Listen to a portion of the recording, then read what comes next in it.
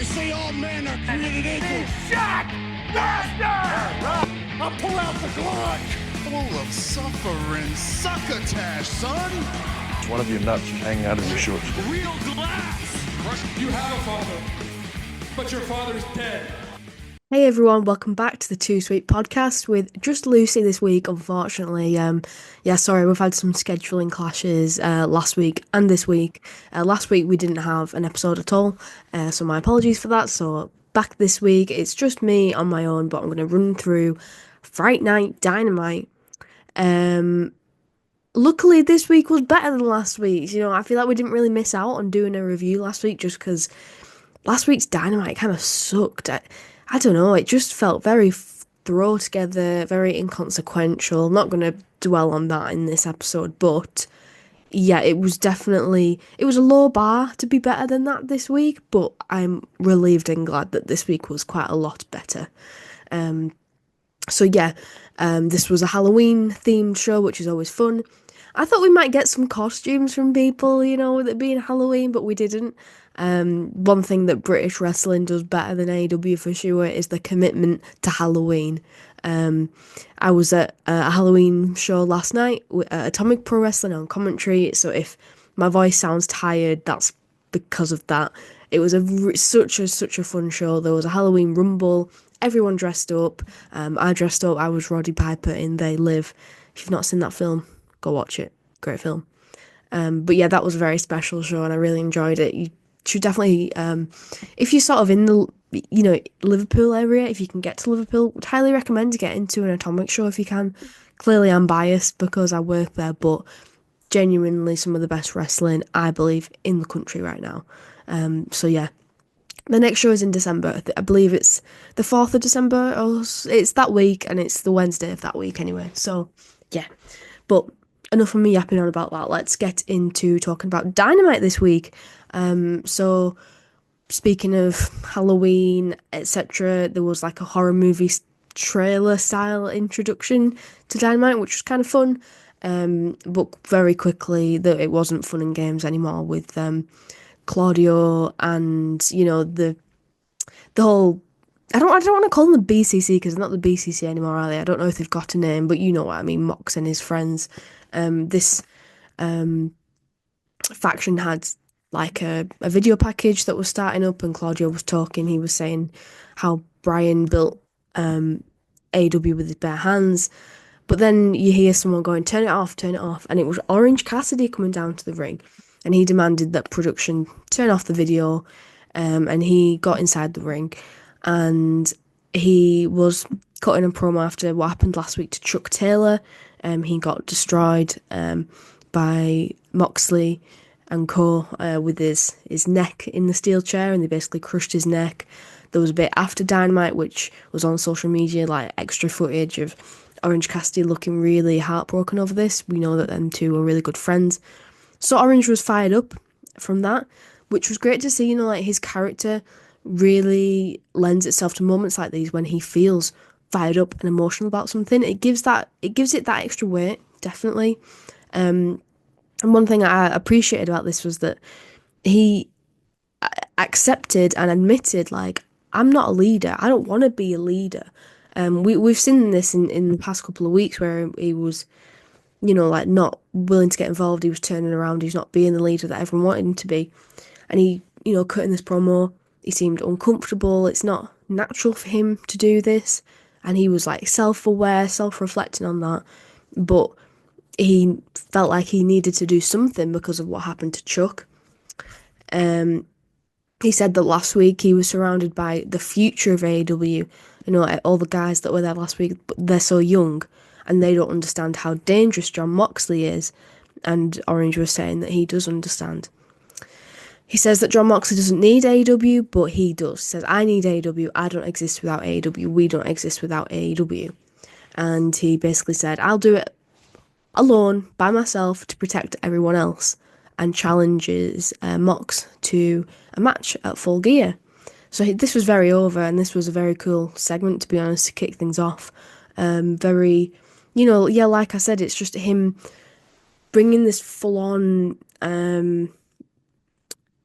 emotion to it, and it feels real because of his character. He doesn't show emotion, he doesn't get fired up, but he was over this. So yeah, it was good. I enjoyed it. And it's interesting, you know, he's not adopting the role of the leader.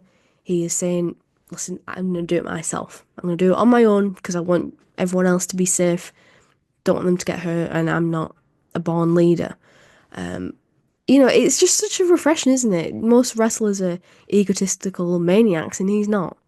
I think that's part of the reason why Orange Cassidy is so popular, because he just subverts that norm for wrestlers. He's humble, and he's got self-doubt, and he's insecure, but he's still got the belief that he can take on Mox on his own. But this sort of developed later on in the evening. Next up was a backstage segment with Camille and Mercedes Moné. They were walking down the corridor, and Renee wanted to have a word with them. By the way, Renee was absolutely serving tonight. She looked stunning. I mean, she always does, but beautiful.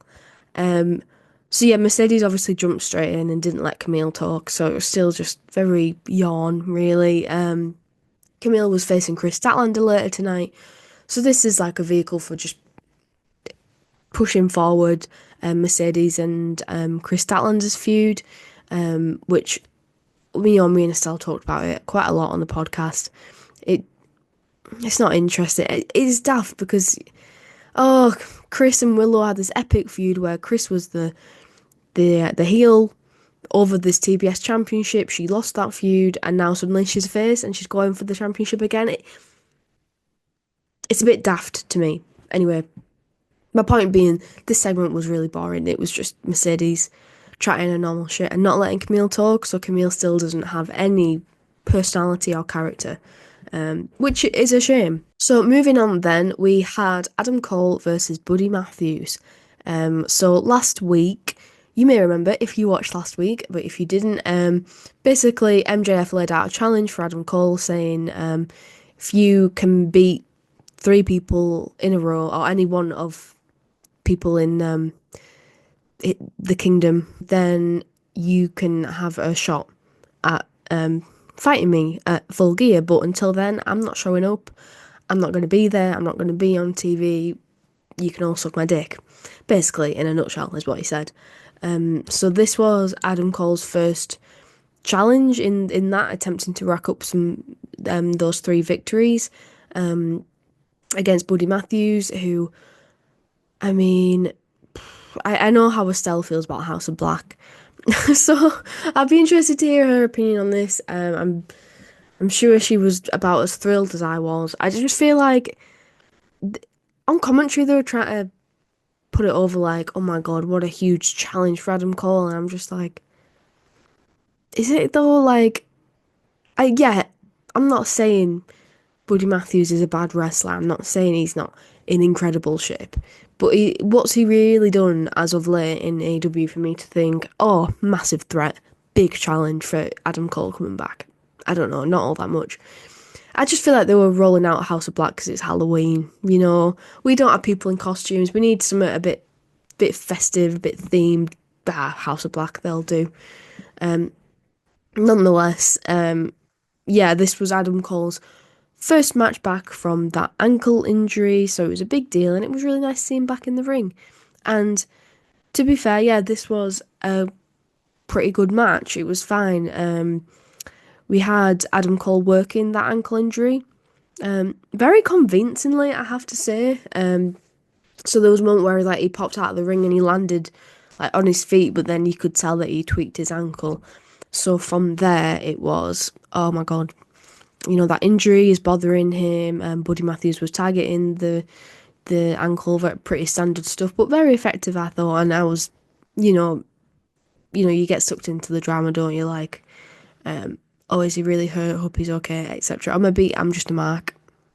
I don't know. So it got to the point where the doctor came down and he was being told, you need to stop the match.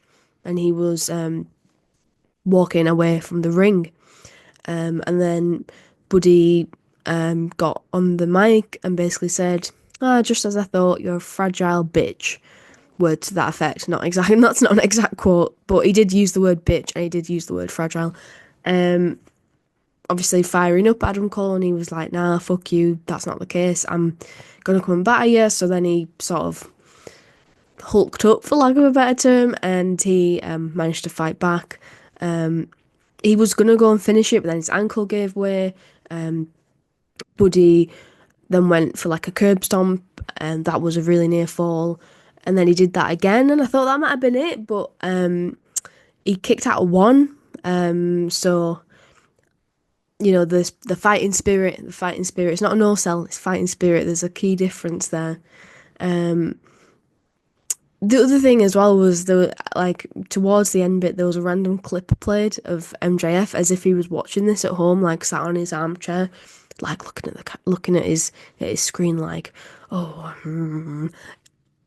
guys, he is not watching this. It was so corny and so daft. Oh, stuff like that gives me the ick. It really does.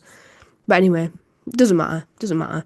It did get quite compelling towards the end because there was a part of me that thought, maybe we're going to give Buddy the win here because Adam is injured, and maybe it's going to be like a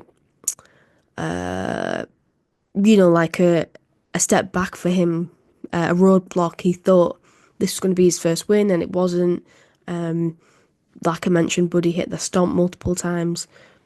But then Adam Cole hit the Panama Sunrise once inside the ring, and then he also did it outside the ring as well, which was pretty brutal. And he ended up winning. So, also as well, they confirmed on commentary multiple times about his ankle that it does have cadaver bone in it. So it's got a dead person's bone in his ankle to fix it. That's what they had to do during the surgery, which was something that, like a news thing that broke earlier this week, and I sent it to Estelle, and we didn't quite believe if it was true or not, because it's, that's crazy. I've seen some people on Twitter saying that he should randomly start super kicking people and he doesn't know why he's doing it, and it turns out the person who he got the bone from was evil and it's making him do it, which sounds daft when I say it out loud. But we like a little bit of daft stuff. That would have been a perfect angle for this Halloween show. Sorry, right, doesn't matter. So yeah, on commentary they were like, "Oh, he's clearly not fragile then," and I was just thinking, I don't know, he sort of is. Like, first match back and his ankle is hurting and he's injured and he's nearly getting taken out by the doctor. I don't know. But he was on the microphone and he said to Buddy, "You just reminded me who the real Adam Cole is. Thank you." And they shook hands. The lights went down, and when they came back up, it wasn't Buddy shaking hands, it was Malachi Black, which pretty cool, pretty spooky. So I know that some people will be absolutely frothing at the mouth over this in a good way. I mean, like, in a good way. That means in a bad way, right? Like, people will be happy about this, is what I'm trying to say. People will be, like, pleased to see Malachi Black. And this will be a cool match. And it's great to see him doing something. But, it didn't thrill me. My thoughts were more, that was a good match showing how, like, part of me, good match showcasing how resilient and determined Adam Cole is, returning to the ring, a strong win. He's fought through the ankle injury, with true resolve. The other part of me thinks, Buddy, you suck, man. You can't even beat Adam Cole when he's injured. I don't know how to look at it. Like, that's quite cynical, I guess. But there's not too many complaints to be had here. It's just pointing out some stuff. I'm not complaining. I'm not trying to criticise unnecessarily. It's Adam's first match back, and it's great to see him back inside the ring. So then we had a short backstage thing with Christopher Daniels, basically lecturing Private Party, talking about his tag teams in the past with Frankie Kazarian, how they've lost matches and it was never the same again between them, etc. So just building up to Private Party versus Young Bucks, which was later on in the show. So later we continued the Adam Cole story. Like, not long after this, we went back to that. He was backstage with Undisputed Kingdom in the background, which I don't understand why. He made a whole thing of saying, "I want to do this on my own," and now they've like inserted themselves. I don't get it. I do not get it. Whatever. Adam was slagging off MJF basically and just saying, look, I got this. Clearly, I've got this. Blah blah blah. Yeah, my main takeaway being, is this going to lead to some sort of story? Maybe is Roddy going to be the third person who he needs to beat to go on to face MJF? Is Roddy going to try and pick up some wins, and then, you know, they're going to be 2 for 2, and then they're going to fight each other to see who gets the third win and goes on to face MJF? Maybe, I don't know. Next up, we had Kyle Fletcher and Don Callis. They were on the stage, and Kyle Fletcher was calling out Will Ospreay. You know, despite the fact he knew he wasn't going to come out, he was injured after what happened last week. So he was like goading him, showboating. But then Aussie Open's music hit, and Mark Davis made a big return. He finally decided to, you know, come face to face with his former tag team partner, Kyle Fletcher, and tell him how it is. And we're kickstarting something here, which could be potentially very interesting. Yeah, Mark was like, I don't know who you are. I don't recognise the person I'm looking at. Kyle was like, Mark, hey, let's be buddies. You know, I always made sure there's room for you in the family. And Mark basically told him to fuck off. He was like, why do you want a family? We had an empire. So, you know, saying how they used to call Ospreay their brother, and Kyle was like, well, I've seen him for who he really is, and you've got a big decision to make. So we're going to see, is Mark Davis going to side with Ospreay, or is he going to side with Kyle? So that's definitely adding an interesting element to this story. I guess he'll probably side with Ospreay, and then we might have a tag team situation, maybe with Takeshita. Although he's champion now, but that's not unheard of for AEW to put someone who's champion in a tag team and be fighting not for the championship. So, yeah, we'll see. But this was good. This was good. And I'm excited to see where this goes. After that, we had an Adam Page promo backstage with Renee, and, you know, this was just typical Adam Page promo that we've come to expect of him as of late. He looked crazy. He was giving serial killer vibes. Just like his old look is giving me those vibes that, like, he's a genuinely scary man and he's dangerous. So yeah, he was responding to Jay White and basically said there's no such thing as redemption for either me or you. And then he basically said, maybe I'll strangle all your friends in front of you, maybe I'll set your house on fire, maybe I'll break your ankle again. So yeah, pretty intense, but not much really to say about that other than it was a good promo. Then it was Moxley, Claudio, Pac, Yuta and Marina all coming down to the ring together. Mox didn't have the championship with him, typical of him.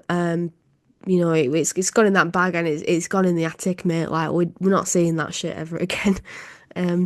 Interestingly, there was a promo that I saw, someone put it on Twitter recently, from 15 years ago, that Mox cut, basically saying he wants Bryan Danielson's head on a stick and championships don't mean dick to him, actual quote. You know, that's from 2009 or whenever. You know, the long-term storytelling of this, Mox's brain is just stunning. But, you know, he repeated that line in this promo here tonight where he said he wants Bryan's head on a stick, or something word to that effect. This is why I like this angle, this storyline with Moxley, is because it truly does feel like it is like it comes from Mox. It comes from his head. And I feel like it's something he believes in. You know, we talked about this in the podcast. I think there's elements of truth in what he's saying and how he justifies what he's saying, and his actions. There was elements of that in this promo as well. He said that people in AEW are just happy to take their paychecks, and he doesn't want that for Orange Cassidy. And I just feel like this is something that he's wanted to do, and this feels very true to him, very authentic, and that's why I like it. That really comes across in wrestling when something is authentic, and I feel like we're getting that here. So Moxley was basically just playing mind games with Orange Cassidy. He said, you think that you've challenged me to a match? Nah, I actually challenged you when I broke Chuck's neck. You know, Orange, you think you're pulling you think you're pulling the strings? Well, let's see about that. And then this was very mindfucky, hence why I said, mind game. So everyone then attacked Yuta, got his head in the steel chair, and they were going to do the same thing to him as what they did to Chuck last week. But basically what Mox was implying was, right, I'll just show you, I have got this man, wrapped around my little finger. I can get Orange to come out whenever I want. I can manipulate him that way. I know how to get him down here. And he just proved that with this. Because, of course, Orange came in to try and save Yuta. He said earlier on in the night, I am going to single-handedly, I'm going to try and change this. So he did. He came down, and then as soon as Yuta broke free, he attacked Orange. So it was all just a ploy to get him to come down. Although, I will say, it's so interesting, Yuta's reaction. He seemed scared that they were actually going to hurt him. And they all looked like they had every intention of doing it. So it's kind of like they're using Wheeler as this sort of as like a test dummy type of thing. Like they're just using him. He's there to prove their points, and they're using him as a weapon, sort of like a psychological weapon, which is very interesting. And it's like, how long will Yuta put up with this? Is he going to put up with this? Was it planned? Did he know about this? Etc. So yeah, there was then a big brawl. The Dark Order came out to try and rescue Orange. They were all brawling all around the ring, and there's this, oh my god, it's so fucking funny. Darby Allin just appearing from the rafters out of fucking nowhere, like SpongeBob in the SpongeBob movie. Like, I've seen the memes on Twitter, and I can't agree more with it. It's so funny. The accuracy is crazy. Literally from the rafters in his harness, he just sort of appeared behind Claudio. Fuck knows, very Sting-like, very NWO-esque. So they started fighting. Claudio sort of dumped him on the announce desk, and it fell through really prematurely, so easily. And it was so comical. Darby was sort of stuck and stumbling in the announce desk. That kind of lost its dramatic effect, I think, just because it was so funny. Claudio doing this man for absolute filth, I have to say, just pushing him, throwing him around like he weighed absolutely nothing. So yeah, this was, pretty typical brawl that we've become used to, I guess, with this now. Daniel Garcia, Private Party joining the brawl too. I do wonder, would this have been better if you just merged it with Orange's segment at the start? Did it need to be two segments? But then you would have lost the effect with them pretending to go after Yuta and baiting Orange to come down. That's true. Maybe you could have done it that way and then have Orange cut in the promo afterwards. I don't know. It's just a little observation. I didn't hate this at all. Then the Young Bucks music hit, and they sort of casually walked down, but they didn't do anything to help. So everyone was still brawling. They all went up into the crowd, went backstage, whatever. And then it was the Young Bucks facing off with Private Party in the middle of the ring. And that was it. That was the start of this tag team match right away amongst all this chaos. So yeah, it sort of felt like, oh shit, we're having this match now. Look, they're both here. Young Bucks have just come out amongst all this chaos. It just sort of reminded me of a distraction tactic by the Young Bucks. Shit, our company's going to shit. We need to do something about it. We don't know what to do. Let's just distract everyone with this match and move on. Swiftly move on. Like a corporate, distract you with something else, or a politician. Big problem over here. Now just look over here instead. This is where it's at, and you're hoping you forget about the other thing. That's kind of what this felt like to me. So yeah, I was a fan of this. So yeah, then this match was underway for the tag team championships, and also the other stake being, which was laid out last week, that if Private Party lose, they would break up. Um, I felt like I was being gaslighted because this wasn't mentioned that much on commentary. It didn't feel like the stakes were that big. Like, this was definitely a thing. This was definitely a stipulation, but it just felt like it wasn't. It just wasn't played on much as, in my opinion, as much as it should have been. Breaking up is a really big deal. Why weren't they talking about, how long they've been a tag team and what would it mean for them to break up, etc., etc. There just wasn't enough of this, in my opinion, to really like build the stakes for this. Yeah, I just found that frustrating. I just found it a bit like I was being gaslighted that now this actually wasn't a thing, but it definitely was a thing. Definitely was a thing. Anyway, getting into the match then. Quite early on, the referee was distracted. Referee Rick Knox didn't have control of this match whatsoever, to be perfectly honest with you. Quen hit Zay with the ring bell inadvertently quite early on because the Young Bucks were going to use it as a weapon. Then he picked it up and then the Young Bucks moved out of the way. Zay was bleeding from the forehead very early on. And speaking of Rick Knox not having control, they were brawling sort of outside the ring, and then Quen was like left on the stage, and Okada appeared and gave him a big tombstone.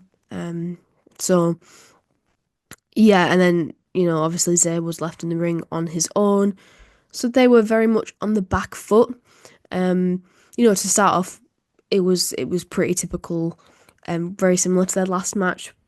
Quite fast paced, a lot of double team offense from them both. But yeah, at this point, it was very much Private Party on the back foot. Oh my god, they're definitely going to lose.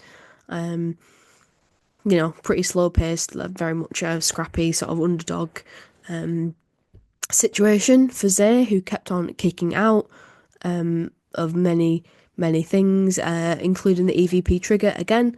I can't remember if it was him who kicked out of it last time or if that was Quen. I can't remember. But anyway, yeah, he kicked out of that. They then hit the one-winged angel, and that's when Quen eventually came back and made the save. So yeah, this was like the turning point. So he was back in the match, and then Private Party got into things again. They eventually hit the gin and juice for the win. So we have new AEW tag team champions in Private Party. I have conflicting feelings about this. I'm happy for them, and I'm happy that AEW is trying to build a tag division a bit. So we have this team who not that long ago were pretty low in the rankings. They didn't really have anything going for them. They didn't have many wins, many matches under their belt, and now they're the champions. Adding a bit of depth to this division that very much needs it, really. But the match wasn't that special. It didn't feel very different from their Wrestle Dream match. And that gets me wondering, why didn't we do this at Wrestle Dream? Why didn't we have this outcome at Wrestle Dream? Why didn't we have this big stipulation at Wrestle Dream when we could have really drilled into it? We could have really played into it. We could have really told the story of, oh, we might have to break up. Why did you agree to that stipulation? Or building tensions between them. Is one of them going to turn heel? Oh, we have this nice feel-good moment when they eventually win. Why didn't we have that? It just, something about this was a little bit half-baked, I felt. But I'm happy they had to have them as champions. I really am. I think we needed something a bit fresher from the Young Bucks. But that's just my feelings about it. Please let me know what you guys think about the new tag team champions in the comments. How you felt about this match, about the way it played out. Would it have been better at Wrestle Dream, etc. I want to know, am I crazy? And then not only this, but after the match, the Young Bucks picked up the belts and handed them to Private Party. So that was very out of character, especially considering how much they buried them in recent weeks. I'm hoping that this is just a show of, Oh, you beat us. Bit of respect. It doesn't really make sense though, does it? Because the books were so like protective of this championships. They're very proud. They're very egotistical. So why would they do that? I don't know. I don't know. I don't know. I just didn't think this was very in character for the books, and I don't know what this means in the future. Um, Maybe talk a little bit more about this later though. Um, then it was confirmed Moxley versus Orange Cassidy was confirmed for Full Gear. So hell of a match. I do wonder what this means for Darby. I imagine that Mox is probably going to be Orange, and then maybe that'll be Darby will be like, listen, Orange, love you, mate, but you weren't ready to step up. I am. I'm not young. Well, I am young, but that doesn't mean I'm not worthy of this, blah, blah, blah. Perhaps. We shall see. And then a pretty boring segment featuring Penelope Ford and Jamie Hayter, which I just can't even say that I care about. I don't know, I'm struggling to feel something for this. Next we had a Swerve versus Shelton Benjamin video package, which was quite nice. Tell you what wasn't quite nice, this Jericho promo. I mean, there's just nothing memorable about it. It was just a very typical Jericho promo. Haven't even had a chance to rant about this yet. Him being the Ring of Honor champion.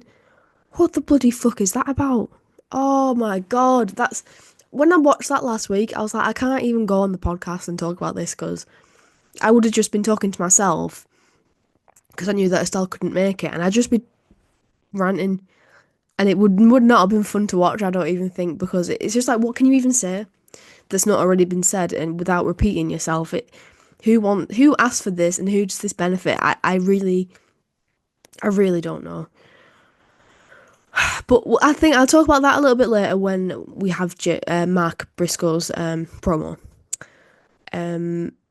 So yeah, after that we had a Mariah May and Anna Jay promo package, which was fine. They're going to face off this Saturday on Collision.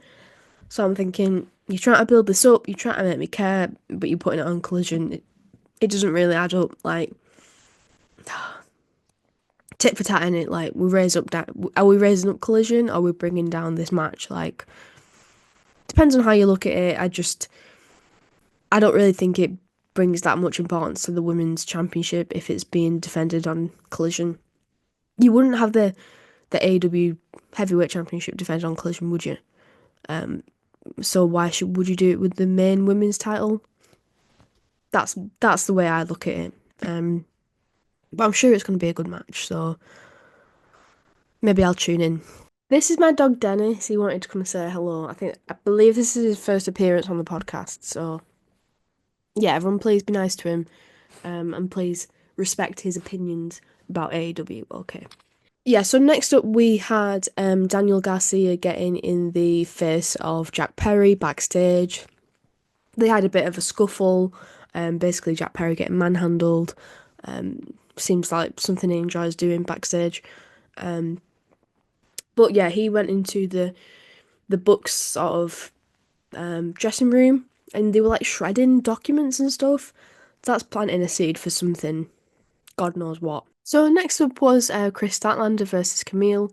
They were selling this on commentary as like, oh, pound for pound, two of the strongest individuals here in AEW, to try and give it some sort of like stake, some sort of excitement to it. But you know, I didn't really feel like there was any sort of excitement for this. The crowd wasn't very hot.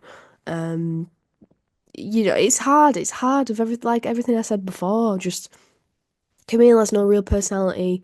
Chris Statlander is suddenly a face for no reason.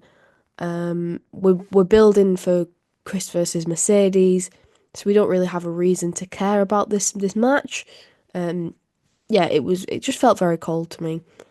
But you know, it was a good match though. I'm being negative. I think I'm maybe being too negative. It was a good match.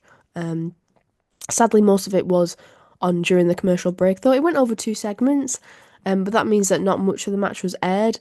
It came back after the commercial break and pretty much ended straight away. It felt like Interestingly enough, Statlander beat Camille. I guess that makes sense because she's the challenger and she wants to have a reason to come for the TBS championship. But it's just like, why? Oh, tired boy. So if anyone's listening on Spotify and they can't see anything, bit of audio description. I've got my dog Dennis on my lap, and he is a small brown and black dog, and he's very cute. But it just didn't feel like Camille was that like a big strong figure, really. You know, like she's just lost the match. And then Mercedes, got in the ring and was like, Camille, go to the back, like demanding her to leave. And then attacked Statlander from behind, laid her out in the middle of the ring. She said, when you want something done right, do it yourself. And then proceeded to do nothing. She just took her out from behind and then just stood over her and did nothing and was telling Camille to go away for no apparent reason. But it's just like, seems like even Mercedes doesn't really see much in Camille anymore, so why should we? So yeah, this wasn't really that memorable. Didn't really add much to the show, and it was a real shame that it was the only women's match on the card. We had, I mentioned the promo packages, the interviews, etc. But yeah, there wasn't much presence in terms of women on this show, which was a shame. Next, we had the patriarchy backstage with Kip Sabian in tow. So last week he aligned himself with the patriarchy by helping them take down Hook. Christian said that he's going to explain himself to Hook on next week's Dynamite. So we'll hear more about that then. This added nothing. This was, just look forward to next week. This could have been on socials, didn't have to be aired on Dynamite, I don't think. Anyway, we then had a Mark Briscoe interview, and he challenged Jericho to a fight without honor. I believe is basically no disqualification match next week on Dynamite. I think the reason this feud isn't working is because it just can't escalate. It can't go anywhere. Jericho has mentioned Jay Briscoe many times by this point. So it's just sort of like, what? How can you heat this up? To me, that should have been the final point. Like the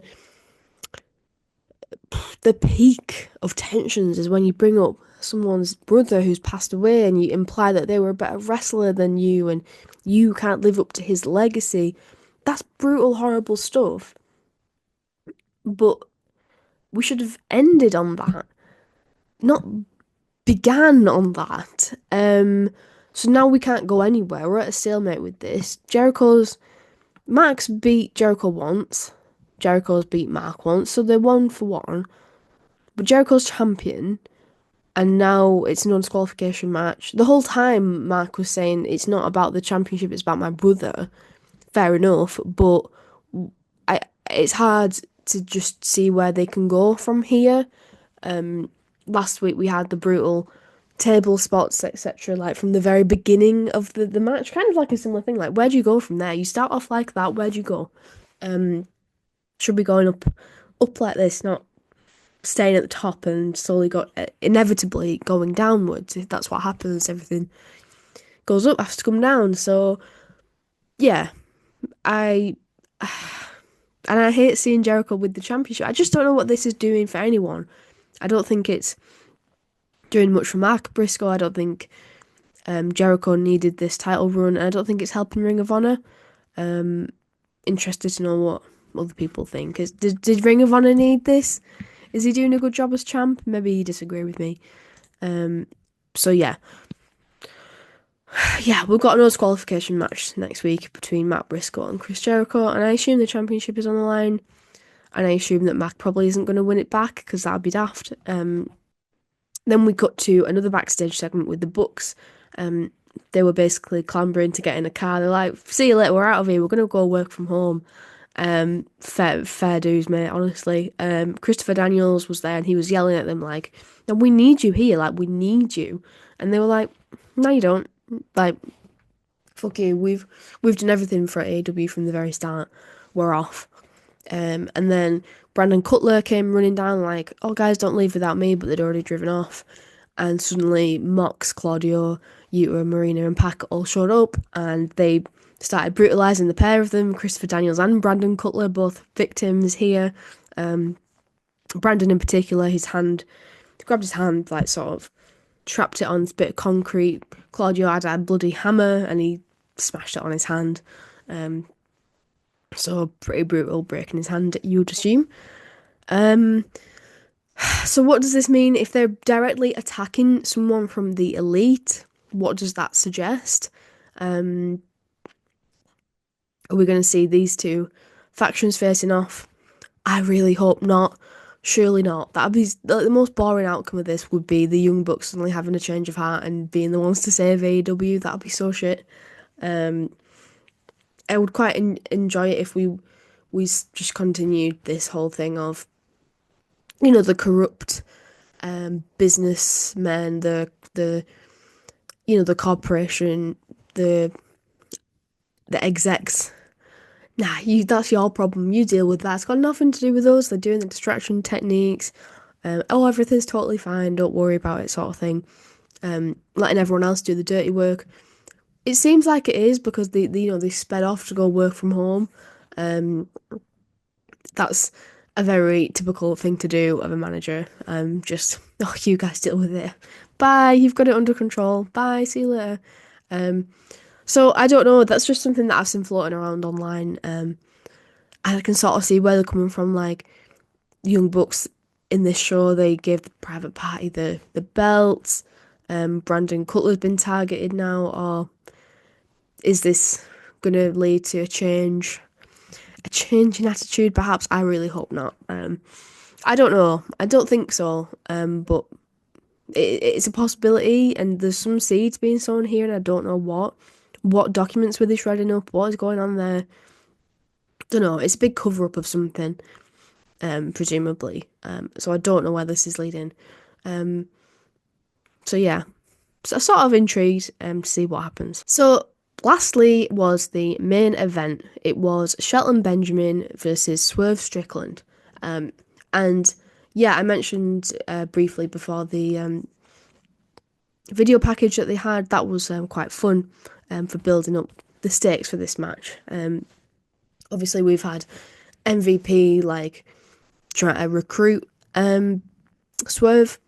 A little bit of tension between Prince Nana and Swerve, and Prince Nana and MVP, and also, you know, the big stakes coming into this, considering Swerve was very recently the champion, and Shelton Benjamin's only just come into the company. Like, well, if he can knock off a former champion, that's huge. So, you know, on paper, this had every right to be a brilliant match, and I think it lived up to those expectations. It was really fun. I really did genuinely enjoy watching this. This type of thing is the reason why I tune into AEW, to see matches like this on weekly television, and seeing someone like Shelton Benjamin get the chance to main event. I think everyone's always known how good he is, and especially like his longevity, how long he's been in this business. But in WWE, like recently, he would never be in this sort of spot where he was main eventing the flagship show. So it was really nice to see. I said this a couple of weeks ago, but you know, his in-ring ability is unbelievable. He's what I got from this is just an effortless mix of strength and speed. So he's clearly extremely strong, but that's, you know, he's very nimble around the ring too, especially considering his age and how long he's been doing this for. So they went back and forth for a decent length of time. Shelton was very much on the attack, like aggressive, brutalizing Swerve. I really love the thing that he does where he smashes them in between the apron and the barricade. He did that to Sammy Guevara last week. By the way, what the fuck was that about? Why was he wrestling Sammy Guevara last week? Sorry. Anyway, yeah, that's an awesome spot. And like I said, the speed, the strength of both these two men, and I don't want to, forget about Swerve. We all know how brilliant Swerve is. So yeah, this was a great showcase of both men, and an interesting story to be told. A good story that they built up in not a very long amount of time, and considering how the short period of time that Shelton Benjamin has been in the company, you felt like he was a viable contender and you felt like he deserved this chance. So yeah, it was a great back and forth battle, and eventually Swerve won with the Swerve Stomp. So yeah, Swerve needed the win. He's the former champ, makes perfect sense. But you never felt that Shelton Benjamin wasn't like a hot contender. So what a feather in the cap of Swerve to defeat Shelton Benjamin. So yeah, fantastic. All round, very good. I enjoyed that. But that wasn't all. Perhaps the biggest headline from tonight was yet to happen. There was only... Well, I kept on hearing now someone off stage shouting how there was like 90 seconds left. Very, very loud. MVP was on the phone, calling someone, didn't know what was going on. And suddenly, lights went down, some music hit, and Bobby Lashley appeared. There's been some rumours for a while that he was coming to AEW. People sort of expected it a couple of weeks back, and it didn't happen. And now here he was on Fright Night Dynamite. So I do think this was probably the biggest headline from the night, and it came in the very last 5 minutes or so. He got a brilliant reaction from the crowd, and he knocked out Swerve. I can't remember what he calls his finisher, where he has him in the sort of full Nelson. But yeah, Swerve was knocked out cold. So yeah, that's going to be an awesome match if and when that happens. And it'll be, we've already seen him take Swerve out, so can Swerve come back from this? Blah blah blah. Security also came down to try and get them away from Swerve, but they all got killed as well. And MVP ended it by saying, "Guess who's back in business?" So that's a hark back to their faction name in WWE, which was Hurt Business. So we'll see what name we've got now. But love this stable. They were cool back then. They're still cool now. Yeah, this was a nice way to finish Dynamite. And a very hot angle. I feel like people have been anticipating Bobby Lashley coming to AEW for a while. I think he'll be a welcome member to the roster, and it'll be exciting to see what he can do.